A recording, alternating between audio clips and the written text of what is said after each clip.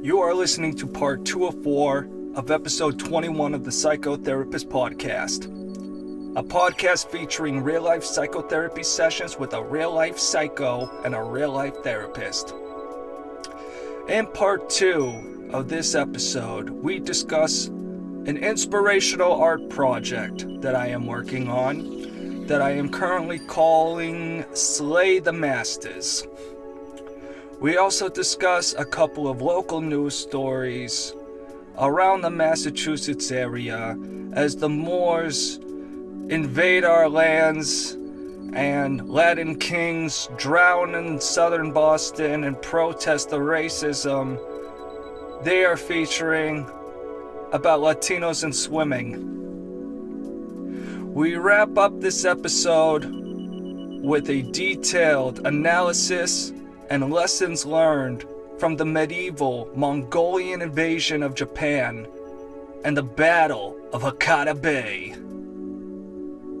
I hope you guys enjoy this episode. We're honored to have you here. We're all about promoting the positivity. Peace out. Do art. Okay. I don't want to waste good material. No, that's the process of sublimation, and a great technique from a Freudian perspective or Jungian perspective is, you can do it through your art. It'd be very symbolic. Yeah, I never thought to do anything of or about, but I'm sure I could come up with something interesting.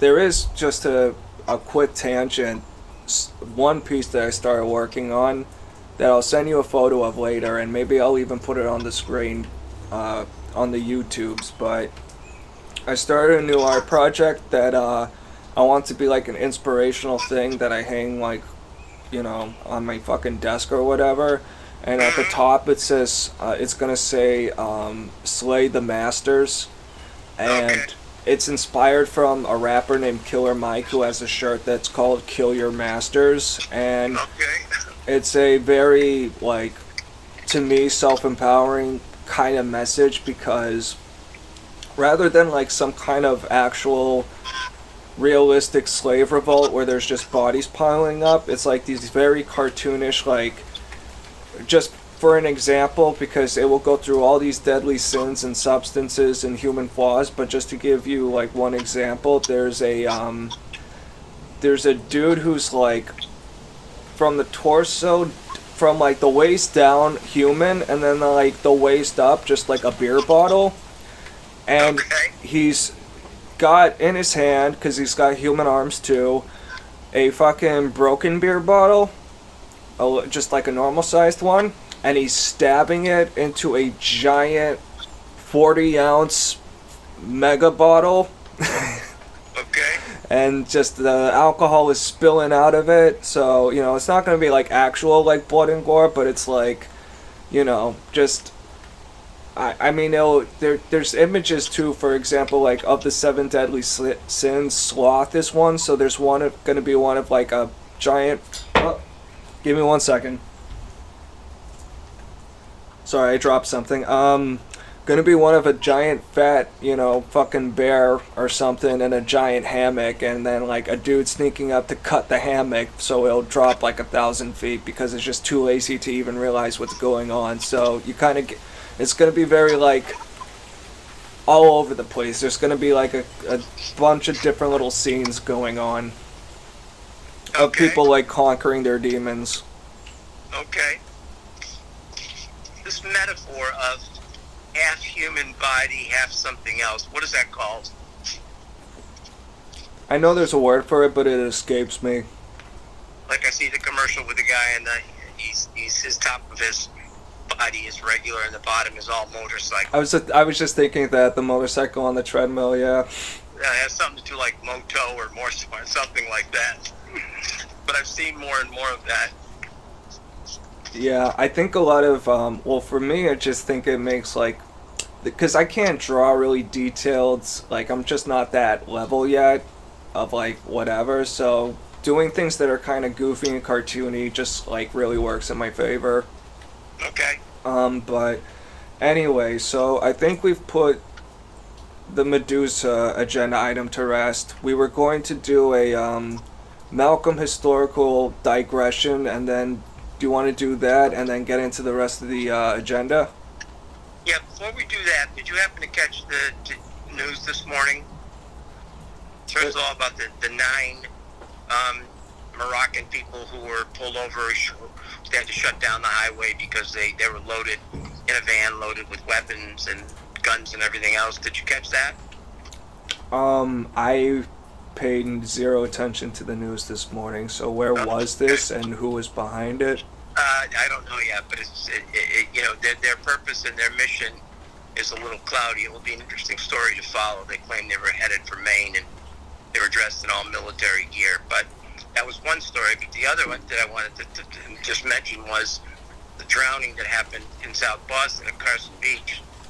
Was a Hispanic guy, and his brothers and cousins were on TV, and they were making the point that he was a great swimmer, and don't generalize that certain populations or races don't swim well or whatever. That he was a great swimmer, and that he was a great person, greater than God. And the guy standing in the middle of this interview is wearing a Latin Kings t-shirt, and I thought, this is unbelievable.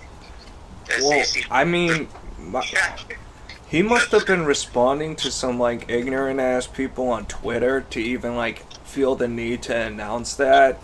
Because first of all, I have never heard that about Hispanics, that they can't swim. I've heard that about black people a million times, and I've never even heard. Maybe I just haven't been around enough Hispanic people. I don't know, but it's just who is even saying oh, it's because, the Mexican can't swim.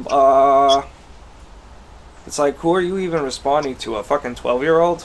What is up with this? Exactly. And I'm sure he may have a very good reason for, even bringing it up, because, people on social media can be fucking ruthless.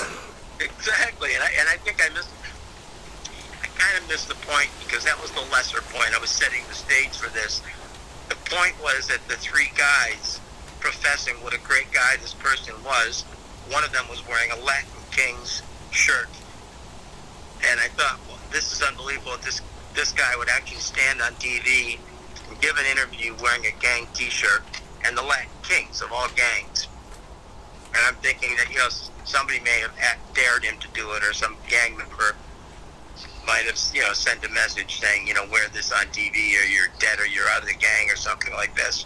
That's really interesting. I wouldn't have thought of that, because I would have just assumed ignorance or, whatever, but no, yeah, because, as far as sending, messages and stuff, that was something I remember. Have you ever seen that movie, The City of God, about Rio in the 70s and all the gang violence? No. There's a dude who's, very into photography, and he's, the narrator, but there are many characters, and he just happens to be good with the camera and stuff. And at one point, the gang members just love him, because it's hey, take all these photos of us, yeah, let's get in the papers, let's show these motherfuckers we're taking over, you know what I mean? Yeah. So yeah, that's crazy. Yeah, and any individual who would want to draw attention to themselves, he could have just stood there and given the interview, and that's that. Now all of a sudden, law enforcement people in the FBI and others see this dude wearing a Latin King shirt, and they're going to say, who the hell is this guy? And we talk about opening up a can of worms. Yeah. Thank God I got no shirts like that in my stuff yet. I just want to fill it with a bunch of right wing conservative nonsense, but I haven't actually gotten any gear yet. All right, well, work on it. So anyway, let's get back to the agenda. Let it roll. So there were 2 things, but again, I can't let it go. The historical tangent. So, remember when you did the singing bowl right at the beginning? Yep. It reminded me of this just absolutely crazy fucking fun fact that I learned just this morning. So during the 1200s, the Mongols had established this big empire. They conquered most of China, and they wanted to invade Japan because Japan just wouldn't bow down and pay tribute. Mm-hmm. and there was a battle called at a place called Hakata Bay, and just there was so many psychological fucking things going on. I could rant about it forever, but the one thing that made me think of the singing bowl, and it was something that I thought was really wild because I never heard it, used in any other context. But when the Mongols were basically storming these beaches, and they were these horse archer, civilization, and the Japanese were also pretty good with horse archery and all this stuff. The Japanese open up with these whistling arrows meant to like unnerve and make these sounds, and there's going back to ancient times people doing that with slings and stones to make these creepy freaky whistles as you hear them going by your head.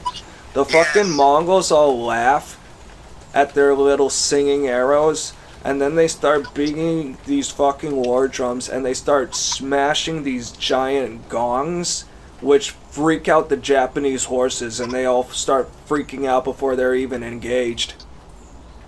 That is brilliant. Who has ever used a fucking gong, in fucking battle? And they had fucking explosives and all this. It's one of the craziest fucking battles I've seen in medieval, periods. But just you hitting that singing bowl and using that gong, I thought, why not just get that little fun fact out of the way before I forget? Right. Oh, it's a great fun fact. It's crazy. I mean, basically, from a historical perspective, who else other than you, Malcolm, would know this? But also, I've seen movies where you have those singing arrows, so to speak, the whistling arrows. But just to cause that noise distortion, the cacophony, to start something off, just indicates absolute chaos. And they've used, sounds as a form of torture over the years, that's for sure. In some of these prison camps and stuff where they would just, play Led Zeppelin at the top decibel. Okay, I just gotta give you one quick fun fact. I'll make this one quick. British invade Scotland. Scotland is like fights a guerrilla war, and part of it include just like sneaking around the British camp at night and just playing bagpipes all night. And you just need like 10 guys to keep the whole fucking camp up all night while your guys are like a mile or two away and just sleeping. Is this a true story? There are stories like that, and that one is a true story, and there's like a ton of other examples of people doing all kinds of, that's part of why I love studying military history, because the level of ingenuity that comes out is so much more nuanced, I think, than people appreciate. They think it's all just like one big battle and then everything's over. Well, it's fascinating to me. Basically, I would never have thought about some of this stuff. That harkens back to, early military strategies, but it's brilliant stuff. It would be like like flashing brilliant lights in front of people or something along those lines. Well, it's kind of like the Havana effect, the wave, using the wave energy, microwave wave energy to bust out people's eardrums and screw up their vision and tickle their central nervous system. Those are great ideas. And those people must have had some brilliant military minds. And you've probably got reams of it that you've read or heard about. Yeah, Mongols particularly, they just had one big advantage as far as just being let's just say a team that played together every week as opposed to everyone else who practiced once a year maybe together. Okay. As a team, and they just also happen to have a lot of awesome generals. Like, one was called Subutai. It's like, here, take like 20,000 dudes and just scout Russia. Oh, you conquered all the way to Poland? I guess that's cool. Okay, yeah. So there's just so much, but let's get back to the agenda, unless you have any last thoughts you'd like to get out. Well, I just have thought about the Mongols. They sort of represented the traditional Boston Celtics. There's no I in team concept of this teamwork sort of approach, which is interesting. But go ahead. It is true, because there are like a lot of just individual duelist kind of cultures, but that's not how Mongols fought battles. But anyway, so for our other two agenda items, and I'm gonna just pause the video so it's easier for me to edit later. So Okay. let's take a 30-second meditation break, everyone. You got it.